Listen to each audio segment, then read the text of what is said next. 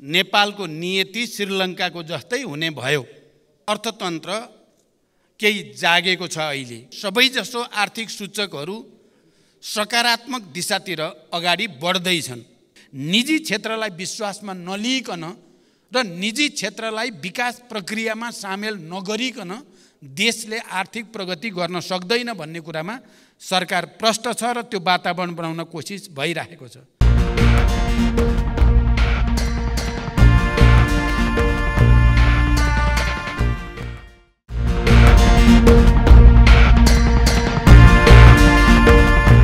यो सम्मानित सदनले मलाई सरकारको नेतृत्व दिँदै गर्दा देशमा गम्भीर आर्थिक सङ्कटको स्थिति र एउटा भाष्य बनेको थियो। आम रूपमा नेपालको नियति श्रीलङ्काको जस्तै हुने भयो। यो भाष्य बौद्धिक वर्गमा मात्र सीमित थिएन, आम नागरिकसम्म पनि पुगेको थियो। टेलिभिजन र मोबाइलका स्क्रिनहरूमा छाइरहेको श्रीलङ्काको तस्बिरले सिङ्गो देशलाई आशंकित र एक हदसम्म त्रसित पनि बनाएको थियो। जतिसुकै निराशावादी पनि श्रीलङ्काको दुःस्वप्नबाट जागिसकेको छ, किनकि यस बीचमा अर्थतन्त्र केही जागेको छ। अहिले किनकि म यसलाई सरकारको उपलब्धिमा मात्र सीमित गर्न चाहन्न, यसलाई मैले राष्ट्रकै उपलब्धिको रूपमा उल्लेख गर्न चाहन्छु। अहिले सबैजसो आर्थिक सूचकहरू सकारात्मक दिशातिर अगाडि बढ्दैछन्। पछिल्लो 6 महिना यता कुल विदेशी विनिमय सञ्चिति 20.9% वृद्धि भएको छ। अब हामी 9.7 महिनाको वस्तु तथा सेवा आयात धान्न सक्ने सुरक्षित अवस्थामा रहेका छौँ। यसै गरी कुल वस्तु व्यापार घाटामा 15.2% कमी आएको छ। विप्रेसन उल्लेखनीय रूपमा वृद्धि भएको छ। गत वर्षको यसै अवधिका तुलनामा पर्यटक सङ्ख्या दोब्बर बढेको छ। ब्याङ्क दर र ब्याज दर क्रमशः घट्दै गएको छ। वित्तीय क्षेत्रको स्थायित्व र लगानीको वातावरणमा सकारात्मक सुधार आएको छ। चुहावटलाई कडाइका साथ नियन्त्रण गरिएपछि राजस्व परिचालनमा पनि क्रमशः सुधार आउँदै गएको छ। नेपाल विद्युत प्राधिकरण र नेपाल आयल निगम नाफामा गएका छन् भने नेपाल वायु सेवा निगमको आर्थिक अवस्था पनि सुधार उन्मुख छ। संसारभरिका हाम्रा कूटनीतिक र आर्थिक नियोगहरूलाई वैदेशिक लगानीका लागि परिचालन गरिएको छ र ठुला सम्भावित लगानीकर्तासँग प्रधानमन्त्रीकै तहबाट मैले अग्रसरता लिएको छु र यसमा निकै सकारात्मक सङ्केतहरू देखिएका पनि छन्। यसै बीचमा करिब 35 अरब वैदेशिक सहायता सम्झौतामा हस्ताक्षर भएको छ। उद्योग क्षेत्रमा 274 परियोजना मार्फत करिब 35 अरब नै वैदेशिक लगानी र करिब 15,000 रोजगारी सुनिश्चित भएको छ। लगानी बोर्डबाट 954.30 मेगावाट विद्युत उत्पादन हुने गरी विभिन्न 6वटा जलविद्युत परियोजनाका लागि रु 1,67 खरब लगानी स्वीकृत भएको छ। आर्थिक सुधारकै परिणाम कम्तीमा 20,000 थप रोजगारी सृजना गर्ने गरी रु 2,05 खरब लगानीका 284 नयाँ स्वदेशी उद्योगहरू दर्ता भएका छन्। उत्तरी नाकातर्फ रसुवागढी, हिल्सा, कोदारी स्थित अध्यागमन कार्यालयहरू सुचारू भएका छन्।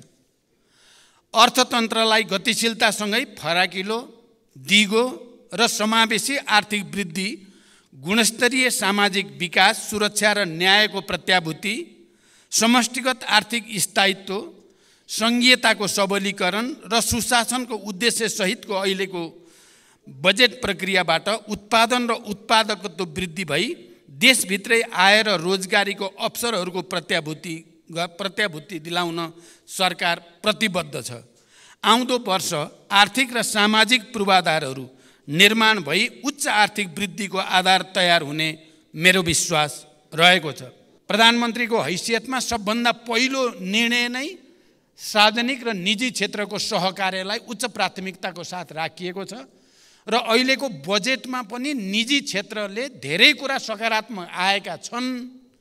केही कुरा अझै त्यसलाई मिलाउन पर्छ भन्ने सुझावहरू दिएको पनि मैले सुनेको छु। फेरि पनि निजी क्षेत्रलाई विश्वासमा नलिइकन र निजी क्षेत्रलाई विकास प्रक्रियामा सामेल नगरिकन देशले आर्थिक प्रगति गर्न सक्दैन भन्ने कुरामा सरकार प्रष्ट छ र त्यो वातावरण बनाउन कोसिस भइरहेको छ।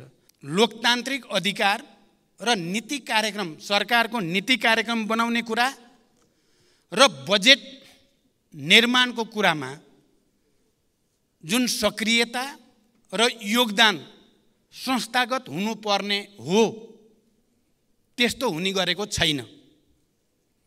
मैले पहिला पनि भनेको छु, यो प्रक्रियालाई हामीले यसै पटक बदल्ने सोच त बनायौँ।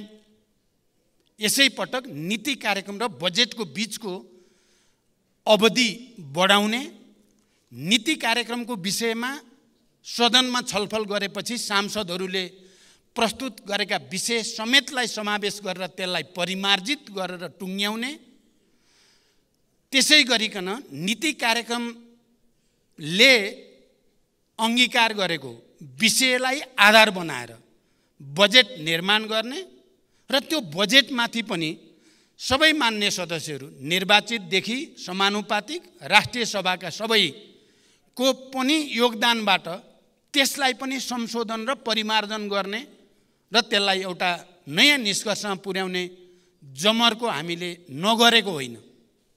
तर यो पटक हामीलाई समयको साह्रै ठुलो दबाब रह्यो, हामीले त्यसो गर्न सकेनौँ।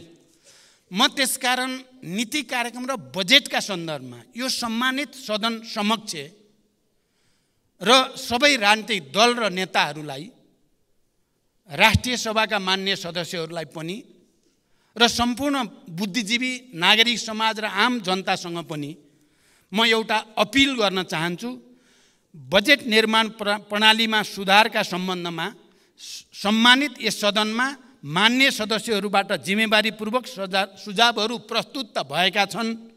बजेट निर्माण प्रणालीमा सुधार ल्याउनकै लागि आर्थिक वर्ष 2080-81 को बजेट वक्तव्यको बुँदा नम्बर 29 मा आगामी वर्षदेखि मन्त्रालयगत बजेट सीमा निर्धारण भए पश्चात फागुन मसान्तभित्र विनियोजन विधेयकका सिद्धान्त र प्राथमिकता सङ्घीय संसदमा पेश गर्ने व्यवस्था मिलाइनेछ।